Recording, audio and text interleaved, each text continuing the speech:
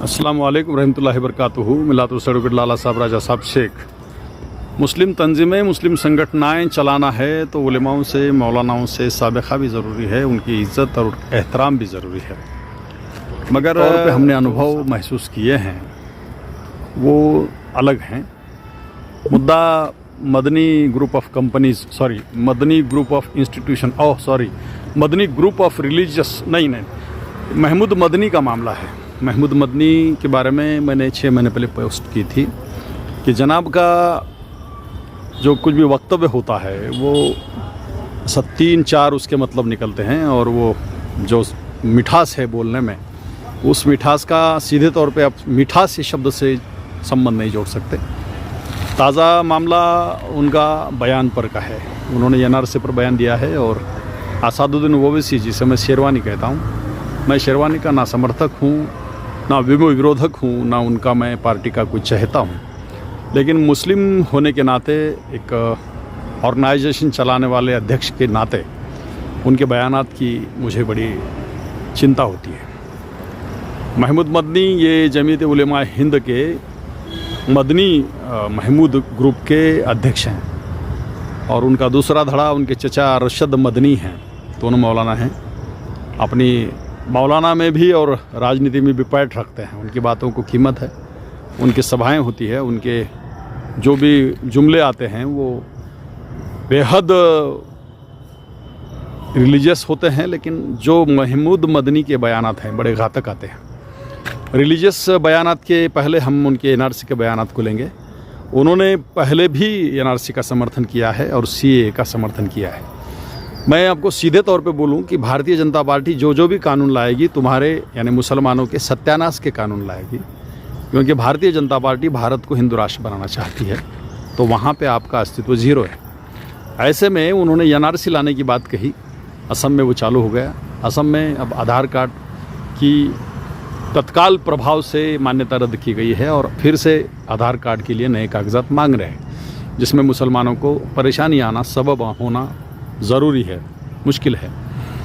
उन्होंने NRC का समर्थन किया, उससे पहले उन्होंने CAA का समर्थन किया, और CAA के समर्थन में जो एक्टिंग थी उनकी, बड़े काबिल तारीफ़ एक्टिंग थी। उन्होंने ये समझ करके बात कही कि वो जैसे कि भारत के प्रधानमंत्री हैं। उन्होंने कहा कि मुझे नहीं चाहिए, मुझे यहाँ पे क्यों आए पाकिस्तानी लोग, नहीं, मैं ये भारत है मेरा, मैं किसी को नहीं आने दूंगा।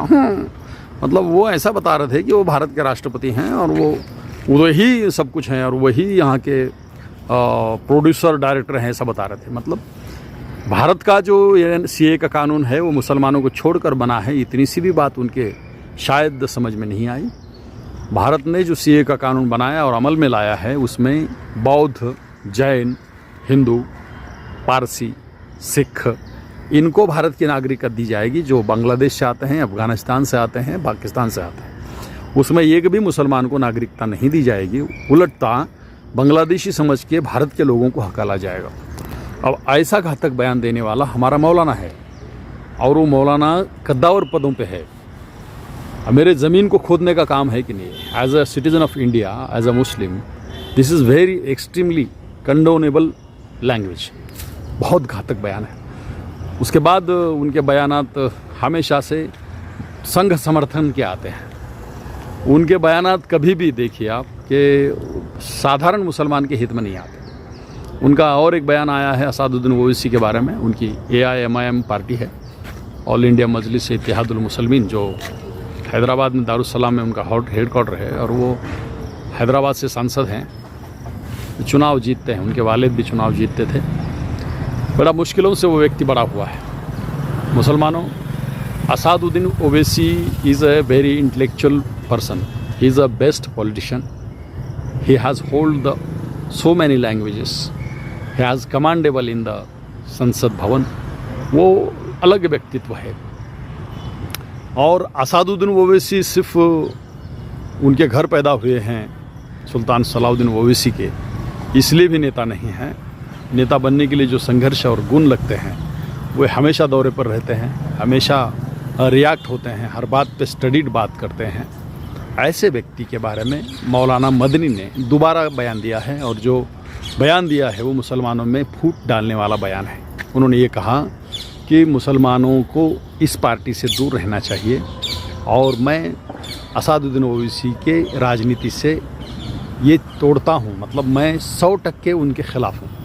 और उससे पहले उन्होंने कहा था कि उनको हैदराबाद में ही रहना चाहिए, मैं महाराष्ट्र में उनको नहीं आने दूंगा, मैं कतई बर्दाश्त। ये मैं का लैंग्वेज और एक यहाँ का लातूर का एक व्यक्ति बोलता है, वो मतलब वो संगठन का सब कुछ ऐसा समझ के नींद में बयान देता है।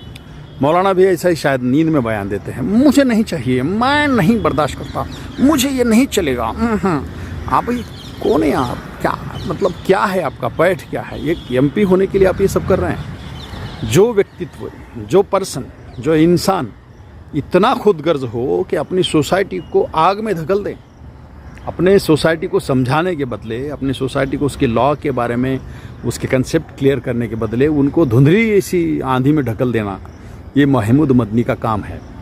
अब नाउज़ बिल्ला, मुझे माफ़ कीजिए, आप ये सोचते होंगे कि मौलाना के खिलाफ बोलता है। अरे भाई कोई तो बोले, कोई भी नहीं बोलता। लातूर में उनकी शाखा है, लातूर में जमीयत उलमा हिंद की मदनी शाखा है, उनके भी पांचट मौलाना वगैरह वो गैंग के लोग हैं। मुझे बड़ा सख्त अफसोस ही होता है कि कम से कम उनको मानने वाला वर्ग जो है, उनका हित चिंतक है, उनका जो फॉलोअर है, उन्होंने बोलना है मौलाना अस्सलाम वालेकुम ऐसे बयाना मत दे जाओ, हमारे को तकलीफ होती है, हमारे मदरसे को चंदा कम होता है, ऐसा कुछ भी नहीं। इतना धड़ल्ले से मुस्लिम विरोधी बयान तो साला वो मुस्लिम जो मंच है, राष्ट्रीय मुस्लिम मंच, वो भी नहीं देता। RSS के पास मुस्लिम राष्ट्रीय मंच बोल के एक संगठन है जो मुसलमान के मतलब ब्रेन वॉश जो मुसलमान है। मैं तो ये कहता हूँ कि मुसलमान जो भारतीय जनता पार्टी में है या मुस्लिमों का जो भी वर्ग भारतीय जनता पार्टी, उनका बाइकआउट होना चाहिए भाई, उनको बात ही नहीं करना चाहिए। क्योंकि जो मस्जिदों तोड़ने की बात करते हैं, हिमाचल में मस्जिदें तोड़ रहे हैं, उत्तराखंड में मस्जिदों को उड़ा रहे, ऐसी पार्टी में आप रहते मतलब हमारे दुश्मनी है ना। तो ये इस तरीके का बयान है। उन्होंने असादुद्दीन ओवैसी को इधर मत आओ बोले, इधर मैं नहीं बर्दाश्त करता हूँ, उनको बॉम्बे में नहीं आना चाहिए उनको। वो क्यों करे उन्होंने? तो वो जो तिरंगा मार्च निकला, तिरंगा मार्च का अंदर से ऐसा बुकनी मिर्ची लगे जैसा लगी लोगों को, और उनको लगा कि भाई असादुद्दीन ओवैसी का पूर्व सांसद इम्तियाज़ जलील यार बड़ा रैली निकाला, हमारे अलावा तो कोई रैली नहीं निकलती। मौलानाओं का एक धड़ा ऐसा है जो खुद को कहता है कि मैं ही मजमा जमा कर सकता हूँ। परसों एक पटेल नगर में मौलाना आए थे, उनके मौलाना को बुलाए, बोलते हो क्या कान में बोले कि क्या बातें करे कि बयान हुआ कहते गए कहते निकल के। अरे समाज में परिणाम होने चाहिए। आप इतने दूर से आते हैं, ये उम्र में आते हैं, हमारे जैसे लोगों को बुलाना चाहिए। ठीक है, खोरी बोलता हूँ मतलब उसको तो खोरी कौन लगेगा? उसको क्या आता है? उसको मराठी की सिवा कुछ आता है क्या? क्यों उसके नात को लगते हो? उसको छोड़ दो, पिछड़ गया वो। तो ये हम हैं, यहाँ पे हम हैं तो हम बात करेंगे। तो हर तरफ से इस बयान की निंदा होनी चाहिए, कड़ी निंदा होनी चाहिए। ऐसे बयानात देने से पहले मौलाना को समझ आनी चाहिए कि यार ये गलत हो रहा है। अब तकलीफ़ ये है कि इसके बारे में खुद ओवैसी भी नहीं बयान देते, ओवैसी इनके बयान को सुनते रहते। वो कैसा है, तो तरबियत वाला आदमी है ना। ओवैसी का क्या है, मौलाना को नाराज करने का। उनके फ़ोटो हमेशा आते हैं, नमाज़ पढ़े वाले, हौजाज में नमाज़ पढ़ रहे हैं, वज़ू कर रहे हैं, लोटे से वज़ू कर रहे हैं। ये रिलीजियस आदमी है, वो बहुत होशियार आदमी है, वो इतना टैलेंटेड है असादुद्दीन ओवैसी कि हमारे जैसा वो भड़बड़ बोलने वाला नहीं है। भड़बड़ का नुकसान होता है, खड़खड़ अपने थालियाँ खाली हो जाते हैं, अपने को बिरयानी भी नहीं मिलती। और असादुद्दीन ओवैसी बराबर दारुस्सलाम का इसमें खजाने भरते रहता है। दारुस्सलाम का जो इज़्ज़त है वो उन्होंने बरकरार रखा, इसलिए कि वो इस्लाम के सभी धड़ों को मानते हैं और सभी वर्ग में रहते हैं। इसलिए वे मदनी ग्रुप के बारे में बयानात नहीं देते और उनके संगठनों को भी नहीं देने देते, पार्टी को भी नहीं देते, उनका स्पोक्स पर्सन भी कुछ नहीं बोलता। इसलिए मेरा दायित्व बनता है। मेरे ख्याल से भारत में सिर्फ मैं मदनी के बारे में बोल रहा हूँ, महमूद मदनी के बारे में। और आपसे मेरी गुजारिश है, ये वीडियो ऐसे कुछ शेयर होने से मुझे 2 पैसे नहीं मिलते। आप ये वीडियो को शेयर कीजिए और महमूद मदनी तक भेजिए, क्योंकि उसके खिलाफ कोई बोलता नहीं। ये खिलाफ नहीं है, ये इंडिविजुअल महमूद मदनी के बारे में नहीं है। इंडिविजुअल महमूद मदनी के दिमाग में जो खुराफात है, उनको थोड़ा सा मुसलमानों से डर होना चाहिए, खौफ होना चाहिए कि हम ऐसे भैंसों में, बकरियों में, मेंढियों में बयानात दी जैसा नहीं देने का। ऐसा जो मेंढपाल करता ना, वैसा हमको बकरी भेड़ बकरियों की जमात समझने लगे हैं। और वो उनके बयानात की कीमत होती है कि समझो कि भाई उन्होंने एक प्रिस्क्रिप्शन ले लिया। कौन? भारत सरकार ने, कि Madani institution, sorry Madani group company, अरे नहीं कंपनी नहीं चलाते, वो धंधा नहीं है उनका, वो ऐसा बोलते रहते हैं। तो मदनी जो हैं, महमूद मदनी, उनका बयान आया था अध्यक्ष जमीयत उलमा हिंद न्यू दिल्ली संदर्भ NRC लागू करण्याबाबत.